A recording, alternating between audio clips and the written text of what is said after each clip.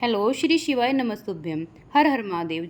जय हो भोलेनाथ की। पूरे श्रावण के महीने में आप किस प्रकार से पार्थिव यानी मिट्टी के शिवलिंग बना करके आप उनका पूजन कर सकते हैं, किस प्रकार भगवान भोलेनाथ को प्रसन्न किया था। तो देखिए, यहाँ पर आप कोई भी पात्र ले लें, उसके अंदर हम शिवलिंग बनाना है हमको। और शिवलिंग बनाने के लिए हम नीचे इस तरीके से एक बेलपत्र का पत्ता रखते हैं। बेलपत्र की जो डंडी होती है, डंठल होती है, हम उसको तोड़ लेंगे और चिकनी साइड से हम रखेंगे। इसके ऊपर हम शिवलिंग को विराजमान करेंगे और इसकी डंडी की तरफ से हम इसको रखेंगे। उसके बाद मैंने एक कटोरी ले ली है, इसके ऊपर हम उठा हुआ शिवलिंग बनाएंगे ताकि जल जो है वो इकट्ठा ना हो, हमारे शिवलिंग खंडित ना हो।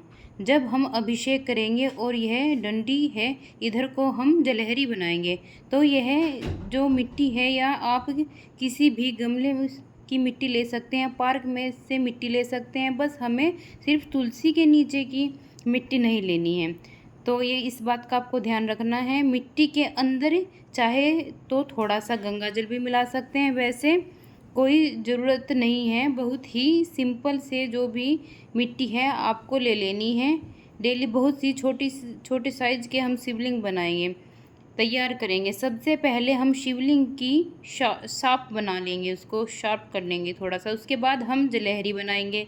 इस तरीके से देखिए, गोल गोल करके हम शार्प दे देंगे, उसको शेप दे देंगे, तो बहुत ही ये जल्दी बन जाता है शिवलिंग। इसमें ज़्यादा टाइम नहीं लगता है। आप चाहे तो सावन के पूरे महीने आप उनका अभिषेक कर सकते हैं, लेकिन जो पार्थिव शिवलिंग बनाए जाते हैं उनको ज़्यादा समय के लिए नहीं रखा जाता है। उनका अभिषेक करने के बाद जल्दी से जल्दी विसर्जन कर देना चाहिए। यह बात हमें ध्यान में रख लेनी चाहिए। और इस तरीके से हम देखें, जब हम पूजन करेंगे तो शिवलिंग की जो जलहरी का मुख है वो भी उत्तर दिशा की ओर रख कर पूजन करना हमें चाहिए। यहाँ पर बीच में हम गड्ढा सा कर देंगे, फिर उसके बाद अंदर में हम इस तरीके से शिवलिंग को ही विराजमान करेंगे। तो हमारे शिवलिंग देखिए बहुत ही जल्दी 1 मिनट में का समय लगता है शिवलिंग को बन के तैयार होने में। तो यहाँ जो पूजा आपको करनी है, सुबह सवेरे स्नान आदि से निर्मित होने के बाद ही आपको ये पूजा करनी है। और सुबह के टाइम आपको अगर समय नहीं मिल पा रहा है तो आप शाम को प्रदोष काल में भी आप इसको पूजन को कर सकते हैं। और जब आप पूजन करें उससे पहले ही शिवलिंग के इस तरीके से शिवलिंग को बनाना चाहिए कि मैं नाग देवता भी आप बना सकूं। अगर आपको अच्छा लगता है कि नाग देवता बना लो तो नाग देवता भी बना सकते हैं, क्योंकि श्रृंगार माने जैसे भोले शंकर का श्रृंगार नाग देवता ही है, यही माना जाता है। तो भगवान भोलेनाथ को नाग देवता जरूर बनाना चाहिए।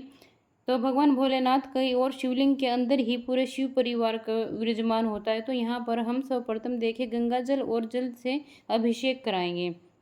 शिव जी को अभिषेक सबसे ज़्यादा प्रिय है, तो इस तरीके से कराएंगे कि हमारा जो शिवलिंग है वह खंडित ना हो। बहुत ही आराम से हम कराएंगे अभिषेक उनको। और ओम नमः शिवाय का जाप करेंगे। उसके बाद हमें कच्चा दूध ले लेना है, कच्चे दूध से हम अभिषेक उनका कराएंगे। आप चाहे तो पंचा अमृत से भी आप अभिषेक करा सकते हैं। और इसके बाद फिर हम शुद्ध स्नान कर देंगे, शुद्ध तक स्नान कर देंगे। तो देखिए, हमने जो कटोरी शिवलिंग को विराजमान किया है, जल नीचे उसमें के पास बिल्कुल नहीं जा रहा है, साइड में ही जल नीचे गिर रहा है। इससे हमारे शिवलिंग खंडित नहीं होंगे। पूजा के दौरान उसके बाद आप वस्त्र रूपी कलावा समर्पित कर देंगे भोले शंकर को। आप जनेऊ भी समर्पित कर सकते हैं, या फिर साथ में आप कच्चा सूत भी लपेट सकते हैं शिवलिंग में। और उसके बाद हम अष्टगंध चंदन का हम तिलक बनाएंगे। अष्टगंध चंदन का हम त्रिकुंड बना देंगे पार्थिव शिवलिंग पर। आप चाहे तो भस्म भोलेनाथ को अति प्रिय है, तो आप चाहे तो भस्म भी आप भोलेनाथ को चढ़ा सकते हैं। भोलेनाथ का अच्छे से श्रृंगार करेंगे, भावपूर्वक उनकी पूजन करेंगे।